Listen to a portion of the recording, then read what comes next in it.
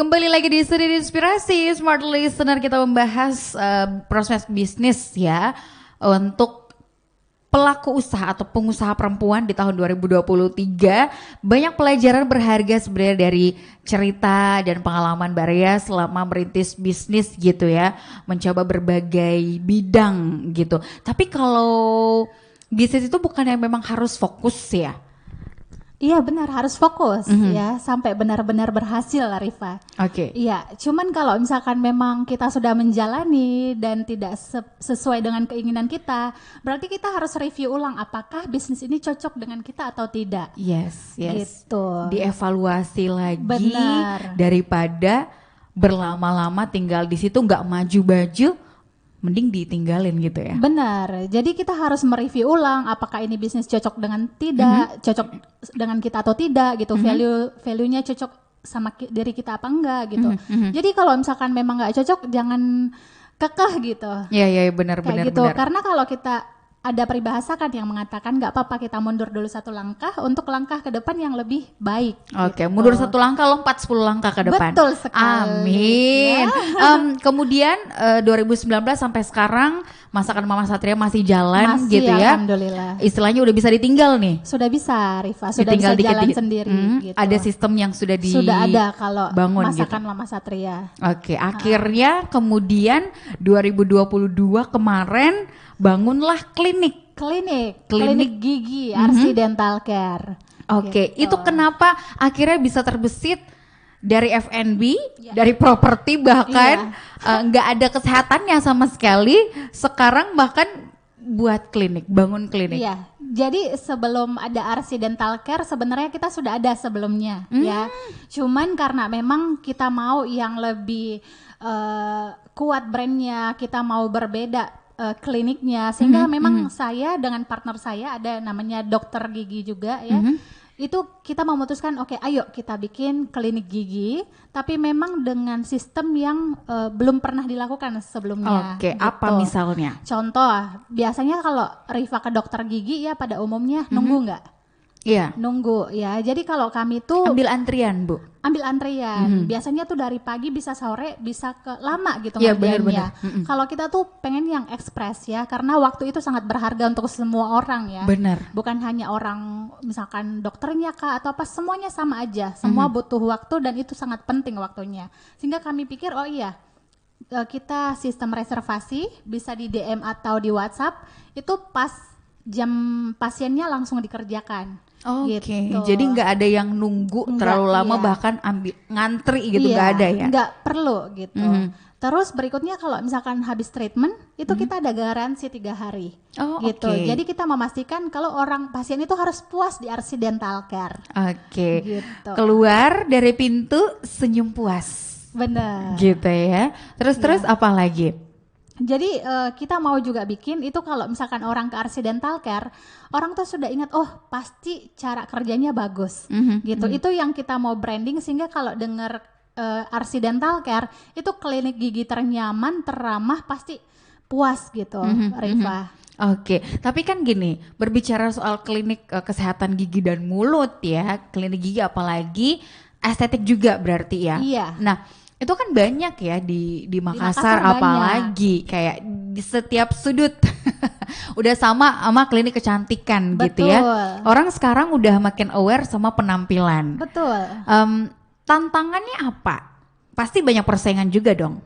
Tentunya, karena kalau yang namanya klinik gigi, kalau RC Dental Care baru usia 2 bulan Rifa kan ya. Oke. Iya, tapi alhamdulillah dari pertama buka sampai sekarang kalau nggak hujan pasti ada pasien. Oh, Gitu oke. ya.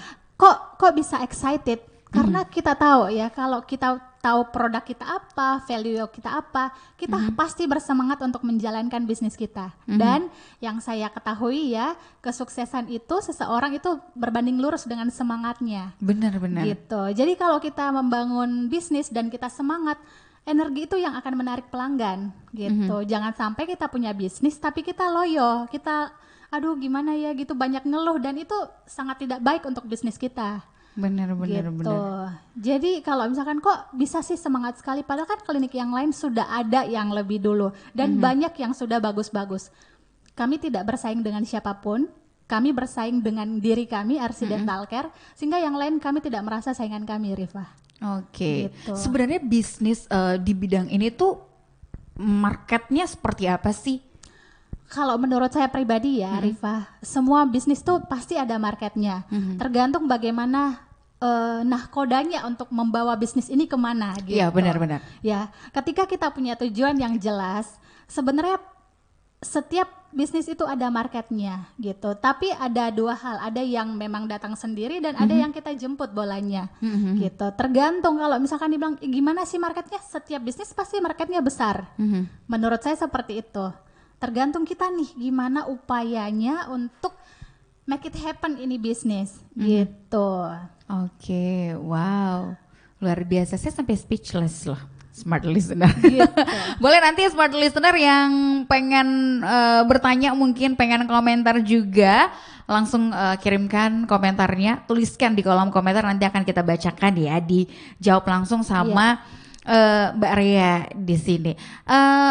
Dari semua bidang bisnis yang sudah pernah dijalani ya, F&B, fashion, properti, bahkan kesehatan bisa dikatakan sekarang, kira-kira dari semua bidang ini yang paling nyaman dan yang paling enak ngejalaninnya yang mana? Pasti yang terakhir dong, Rifah. Oh, oke, baik. Karena yang terakhir itu sudah formulasi dari kesimpulan kegagalan. Oh, yes.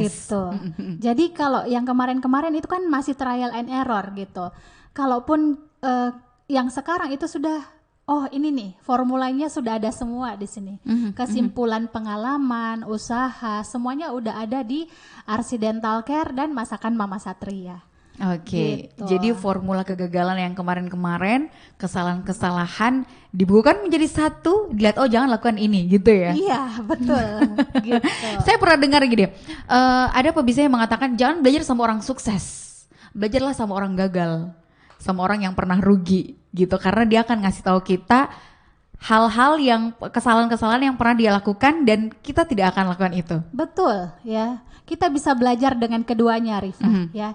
Karena kalau dari kegagalan orang lain kita menghemat waktu sehingga kita tidak perlu mengulangi kegagalan mereka. Yes, Gitu. Tetapi kita harus belajar dari orang yang sukses karena mereka akan membimbing kita ke jalan menuju kesuksesan, Rifah. Oh, oke. Gitu. Jadi belajar dari dua-duanya ya. Belajar dari kedua-duanya. Perlu tahu kegagalan orang lain dan harus tahu juga jalan suksesnya orang seperti apa. Betul sekali, sehingga mereka bisa membimbing kita, jangan lewat situ, begini caranya. Karena mereka pernah gagal dan mereka sudah sukses sehingga mereka bisa menjadi mentor kita gitu untuk urusan bisnis. Oke. Gitu. Itu kenapa menurut saya ya, Rifah, kalau misalkan kita berbisnis, kita pasti mengandalkan Allah nomor satu ya. Yes, kita betul. harus berdoa pastinya, tetapi kita juga harus punya mentor dan itu sangat penting karena sangat membantu kita untuk menghemat waktu. Yes, Gitu. benar. Mentor yang akan ngarahin kita juga, Betul. yang akan marahin kita. Betul. Salah kok, nggak boleh begini gitu ya.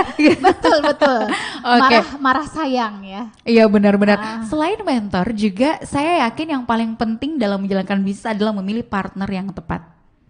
Betul. Ya nggak sih? Nah, kalau Mbak Rea sendiri selama menjalankan bisnis, ada yang menjalankan memang sendiri, ada yang sama partner gitu ya. Boleh dikasih tahu juga ke smart listener cara memilih dan join sama partner bisnis yang tepat itu seperti apa sih? Iya. Jadi ini memang penting sekali ya untuk masalah partner karena memilih partner juga itu gampang-gampang susah ya. Iya. Dan kalau misalkan memilih partner itu ada baiknya, kadang-kadang kita berbisnis sendiri dulu, pernah sendiri juga Rifah berbisnisnya. Tapi ternyata lebih baik juga kalau berpartner, tapi partnernya jangan banyak-banyak. Oh, oke. Gitu. Berapa maksimal? Berdua, bertiga cukup ya. Oh ya, cukup. Iya, kenapa? Biar bagi-baginya jangan enggak terlalu banyak gitu ya. Iya, karena kalau misalkan berdua juga ya, karena kalau saya sekarang bertiga ya, itu bagus karena semangat itu tidak selalu ada gitu. Jadi pada saat kita tidak bersemangat, itu ada partner kita yang mengingatkan kita, menjadi alarm untuk kita gitu. Kadang-kadang memang dalam satu tim ya, kalau urusan bisnis seperti itu pasti ada yang tidak nyaman ya. Kita ada yang tidak cocok. Cuman itu ada baiknya karena ada sisi baik dari kita dan ada juga yang bagusnya. Ada baik dan tidak baik dari sisi kita sehingga ada output dari orang lain untuk menjadi alarm gitu. Jadi saling melengkapi dalam satu tim itu sangat baik kok. Kalau ada satu yang kendor semangatnya, dicambuk sama yang satu satunya, gitu gitu. ya, biar tetap stabil nih. Iya. Gitu. Usahanya. Ya, semangat dan usahanya gitu. Iya. Kemudian pembagiannya di dalam bisnis itu harusnya seperti apa? Misalnya pembagian job desk ya, misal berpartner kan 2 atau 3 orang, pembagiannya Iya. harus seperti apa? Harus, kalau saya ya harus lihat dari orangnya gitu. Kemampuannya apa? Jadi kita serahkan sama kemampuannya gitu. Kalau misalkan dia mampunya misalkan marketing, kita kasih marketing. Kalau kemampuannya misalkan manajemen, kita kasih manajemen. Karena pasti orang yang mampu melakukan suatu urusannya itu pasti harus ahli dalam bidangnya gitu. The right man in the right place. Iya. Gitu ya. Kayak gitu. Jadi harus lihat juga orangnya, oh ini orang passionnya apa gitu. Kalau misalkan dia keuangan ya kasih aja gitu. Jadi kalau dibilang pembagiannya seperti apa sih? Coba lihat orangnya. Dia pronya yang mana? Karena kalau dia ahli di situ pasti dia akan melakukan pekerjaannya dengan baik. Benar. Yang salah kalau dia tidak tahu tapi diarahkan dan dikasih tanggung jawab yang salah, ya berarti usahanya gimana? Ya, Kacau benar. dong. Benar. Jadi benar tadi yang Mbak Rea katakan, ketika memilih partner bisnis, selain bisa menjaga semangat, juga bisa bantu kita di bidang yang kita nggak bisa. Betul sekali. Ya nggak sih? Karena Betul. setiap business owner itu nggak, istilahnya apa ya? Tidak bisa menghandle semua pekerjaan sendiri. Betul sekali. Gak bisa ngurusin keuangan sendiri, Betul. marketing sendiri, Betul. dan fundamental bisnis yang lainnya gitu. Iya. HR juga apalagi. Iya. Jadi harus dibagi-bagi Betul. gitu ya. Iya. Suka dukanya selama menjalani bisnis tuh apa? Kalau sukanya alhamdulillah ya, kalau bisnisnya berjalan lancar gitu ya, banyak juga teman, keluarga mensupport alhamdulillah. Tetapi kalau misalkan dukanya itu ya apalagi musim hujan ya Oh iya. sekarang ya. Ya pasti itu, maksudnya hujan itu rahmat, cuman orang jadi kendala keluar, itu aja sih. Maksudnya yang di RC Dental Care ini ya Rifa ya, kayak gitu. Oke, baik. Nah, kita sebelum lanjut lagi ada pertanyaan di YouTube channel Smart FM Makassar dari Risnawati. Dalam menjalankan bisnis pasti ada naik turunnya. Iya, benar. Momen paling ini nggak ada kelanjutannya sebenarnya pertanyaannya. Rifa yang bikin nih kayaknya. Mungkin ini kayaknya dia masih mau ngetik ya, tapi udah tersend. Oke lah, mungkin bisa dijelaskan, diceritakan juga boleh.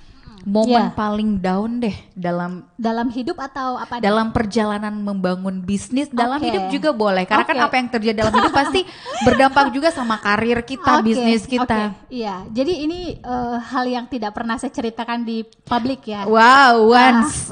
Iya, ini benar. pertama kali, oke. Iya, di komunitas pernah, tapi secara live itu tidak pernah ya. Jadi bahkan orang tua saya sendiri pun itu tidak pernah tahu tentang hal ini. Oke, gitu. Mama silakan Mama Satria didengarkan gitu ya. Iya, jadi karena memang darah pedagang gitu, saya itu pokoknya mau jadi pengusaha, pokoknya kekeh gitu mau jadi pengusaha. Cuman namanya belajar itu dulu waktu masih muda-muda gitu ya Rifa, itu semuanya dimakan mentah. Ya jadi pernah ikut komunitas, katanya tuh ambil modalnya dari kartu kredit ya. Singkat cerita, kartu kredit saya berbisnis modal kartu kredit dan bank sampai pernah kartu kredit saya 15 gitu. Wow. Dan itu hal yang paling saya sesalkan dalam hidup, pernah kenal yang namanya kartu kredit ya. Dulu ya, saya pernah tidak bisa makan ya, karena pernah saya tidak tinggal sama orang tua karena saya punya usaha. Maksudnya saya pernah juga tinggal di luar kota ya, jadi maksudnya saya tidak tinggal dengan orang tua. Dan saya pernah satu hari tidak bisa makan ya, dan tidak punya uang di kantong ya Rifa, sama sekali. Cuman mungkin itu konsekuensi dari keputusan saya pernah pakai uang riba gitu, uang kartu kredit, uang bank gitu. Dan sangat susah keluar dari situasi itu, tetapi karena saya memutuskan untuk tidak menambah utang, tidak menambah amanah dan tidak menambah riba, saya selesaikan sedikit demi sedikit. Nah, caranya untuk bangkit dari Iya. masa itu, ini ada lanjutan pertanyaannya Iya. sih. Bagaimana caranya melewati agar tetap bisa struggle, berada di titik terendah? Iya.